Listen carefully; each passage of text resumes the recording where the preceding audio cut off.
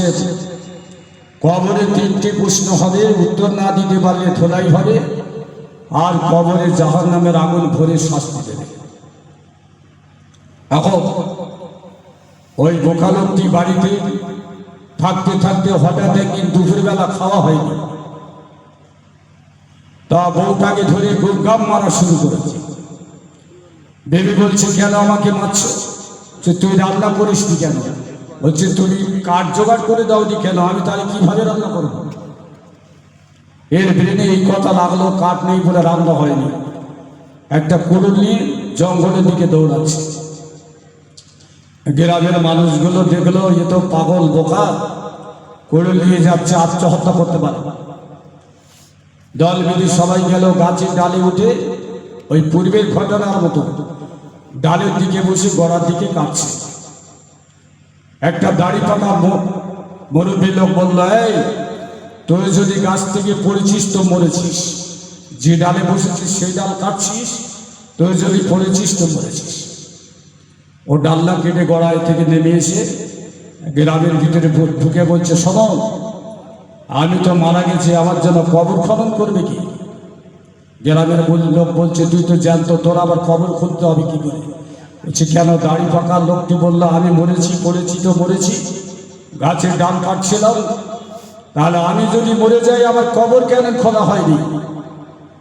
গ্রামবাসীরা বলছে, জ্যান্ত লোকের কবর খুলতে নেই।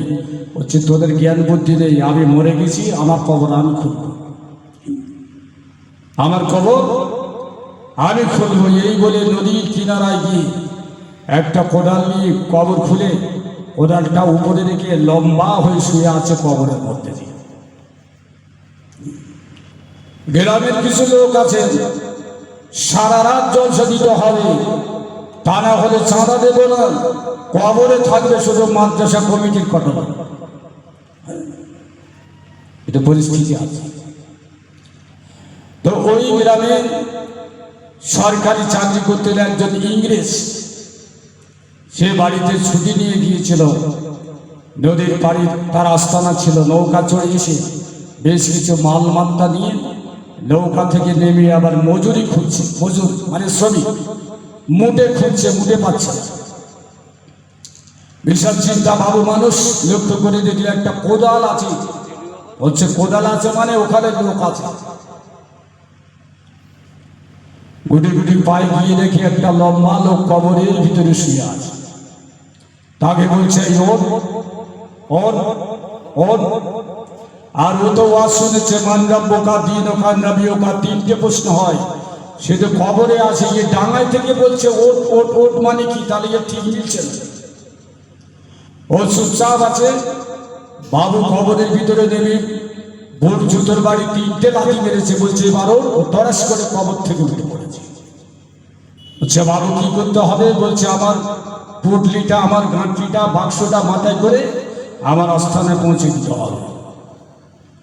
ও মাথায় করে মাল নিয়ে পৌঁছে দিল, 50টা টাকা দিল, আর 5টা রসগোল্লা খেতে দিল।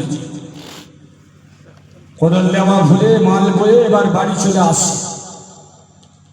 রাস্তার ধারে সেই মাওলানা সাহেব ওয়াজ করছে, প্রশ্নের জবাব না দিতে পারলে কবরে ধুলাই হবে। 3টে প্রশ্ন হবে, মান রাব্বুকা দিনুকা নবীকা, আর কবরে জাহান্নামের আগুন দিয়ে শাস্তি দেওয়া হবে।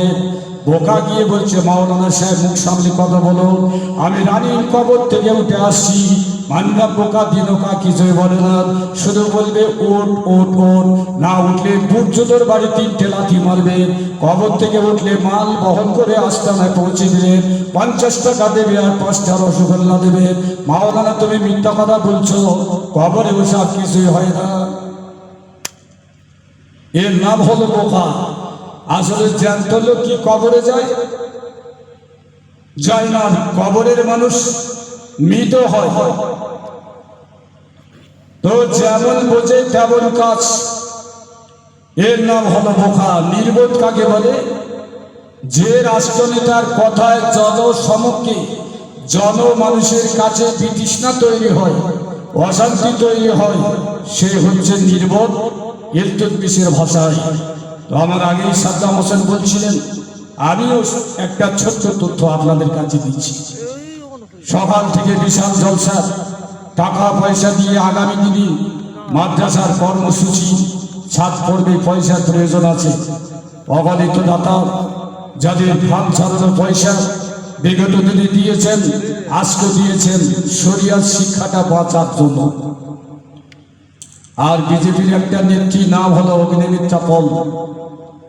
তিনি পশ্চিমবঙ্গ সরকার যখন বাজেট নির্ধারণ করলেন, পশ্চিমবঙ্গ সরকার এই মাদ্রাসা বাঁচানোর জন্য 605টা মাদ্রাসা আছে, হাই সিনিয়র মাদ্রাসা,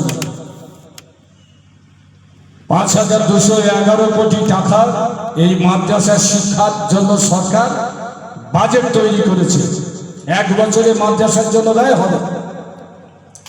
অগ্নিমিত্রা পাল বলল কি, মাদ্রাসায় ক্রিমিনাল তৈরি হয়, ক্রিমিনাল। একটা বিজেপি নেত্রী এর কথা হিংসামূলক। গ্রামের কিছু ক্রিমিনাল আছে যারা বলে, যাদের ছেলে পড়ে না, যাদের নাতি পড়ে না, যাদের আত্মীয় স্বজন পড়ে না, তারা তাল গাছতলার চার দোকানে বলে এ মাদ্রাসায় পড়াশোনা হয় না। এ ব্যথা রাখবো কোথায় জি? ধন্যবাদ আপনাদের। যে মাদ্রাসায় পড়াশোনা হয় না সেই মাদ্রাসার জন্য আপনারা 5,000, 10,000, 500, 5 বস্তা সিমেন্ট আপনারা দিয়ে যাচ্ছেন। যে মাদ্রাসায় পড়া হয় না সেই মাদ্রাসার জন্য আপনারা চালাক না বোকা?